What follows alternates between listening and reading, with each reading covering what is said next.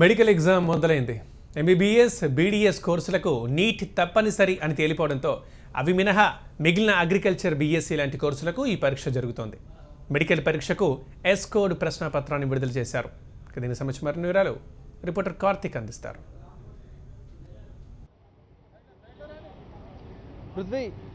కొద్దిసేపటి నుంచే విద్యార్థులను లోపలికి అనుమతిస్తున్నారు. నీట్కు మినహాయింపు, నీట్ ఖచ్చితంగా రాయాలని చెప్పేసి బీడీఎస్ ఎగ్జామ్కు సంబంధించి ఖచ్చితంగా నీట్ ఉండడంతో విద్యార్థులు కొంతమేర అసంతృప్తి వ్యక్తం చేసినప్పటికీ కూడా ఈ ఎగ్జామ్ ఒక అవగాహన కోసం రాయొచ్చు అనేది ఎంబీబీఎస్, బీడీఎస్ విద్యార్థులకు రాయొచ్చు అని చెప్పేసి అధికారులు స్పష్టం చేశారు.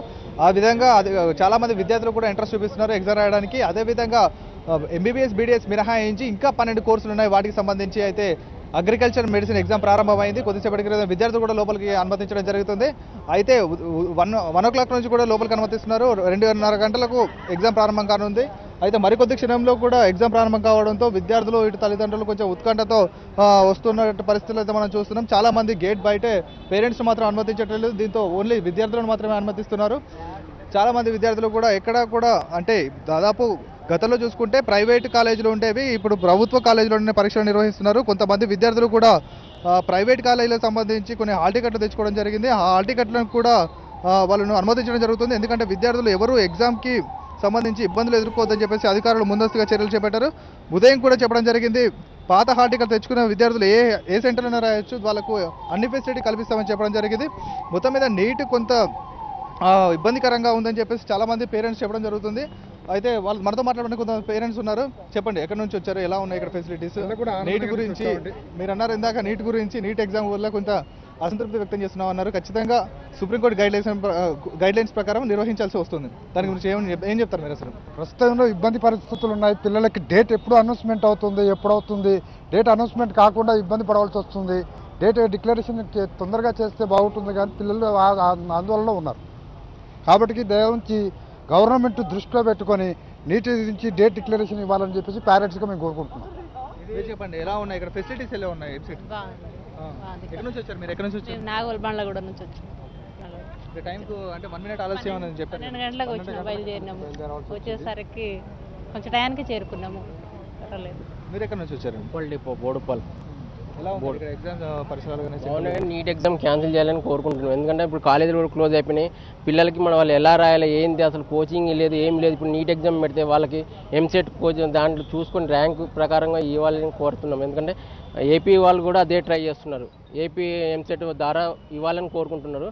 తెలంగాణ గవర్నమెంట్ కూడా మన ఎంసెట్ చూసి ఇవ్వాలని కోరుకుంటున్నాం. ఎందుకంటే నీట్ ఎగ్జామ్ అంటే ఆ పిల్లలకి ఎలా చేయాలో ఏం తెలియదు. కాలేజీలన్నీ క్లోజ్ అయిపోయినాయి. ఇప్పుడు వాళ్ళ కోచింగ్ పంపించాలన్నా కానీ టైం లేదు మనకి.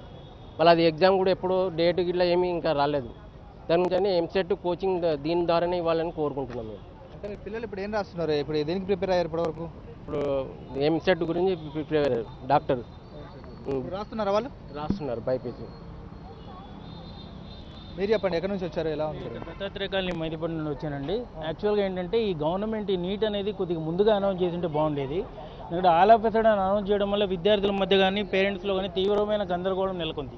2 years హార్డ్ వర్క్ చేసిన తర్వాత మేము దాదాపు 20 యూనివర్సిటీస్కి అప్లై చేసాము.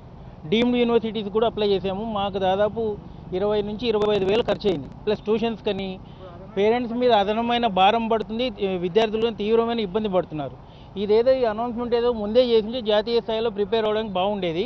అందువల్ల నా కోరిక ఏంటంటే చాలామంది పేరెంట్స్ తరఫున నీట్ ఎగ్జామ్ క్యాన్సిల్ చేసి ఇదే బేస్గా తీసుకొని పిల్లలకు సీట్స్ కేటాయించాలని కోరుకుంటున్నానండి. నీట్ వలన ఓవరాల్గా ఉపయోగం ఉంది, కానీ అదేదో ముందరే ఇవ్వాలి. అది అనౌన్స్మెంట్ అనేది నోటిఫికేషన్స్ రిలీజ్ చేయకముందే ఇచ్చుంటే ఇంత కన్ఫ్యూజన్ ఉండేది కాదు. There is a lot of confusion among the students and parents. So I appeal the government to not to conduct the NEET exam and allot the seats on behalf of TS MSET and other MSETs which are being conducted by the state governments. That's it. మొత్తం మీద చూసుకుంటే neat పైన parents మాత్రం అసంతృప్తిగానే ఉన్నారు. అయినప్పటికీ కూడా supreme court guidelines ప్రకారం neat పరీక్ష నిర్వహించడం జరుగుతుంది. మొత్తం మీద ఇప్పటి వరకు ఎంబీబీఎస్, బీడీఎస్కు సంబంధించి విద్యార్థులు చాలా మంది కూడా హాజరయ్యారు. అయితే కొంతమంది నీట్ పైన ఆలోచనతో చాలా మంది విద్యార్థులు కూడా అంతే కొంతమంది వచ్చారు, కొంతమంది రాలేదని చెప్పేసి పేరెంట్స్ చెప్తున్నారు. ఇద్దరు ముగ్గురు రాలేదని చెప్పేసి కూడా చెప్తున్నారు. మొత్తం ఈ నీట్కి సంబంధించి అయితే ఒక క్లారిటీ వచ్చింది. సుప్రీంకోర్టు గైడ్లైన్స్ ప్రకారం జరుగుతుంది. అయితే మొత్తం మీద మరికొద్ది సేపట్లో కూడా ఎగ్జామ్ స్టార్ట్ అవబోతుంది. అయితే ఇప్పటికే కూడా అధికారులు అన్ని చర్యలు చేపట్టారు. అయితే పూర్తి స్థాయిలో కూడా ప్రభుత్వ కాలేజీలలో ఈ ఎగ్జామ్స్ నిర్వహిస్తున్నారు. మొత్తం మీద 196 అగ్రికల్చర్ మెడిసిన్కి సంబంధించి 196 సెంటర్లను కూడా రాష్ట్ర వ్యాప్తంగా ఏర్పాటు చేయడం జరిగింది. మొత్తం మీద అయితే ప్రశాంతంగా అయితే ఎగ్జామ్ ప్రారంభంగా ఉంది. Right, thank you Karthik.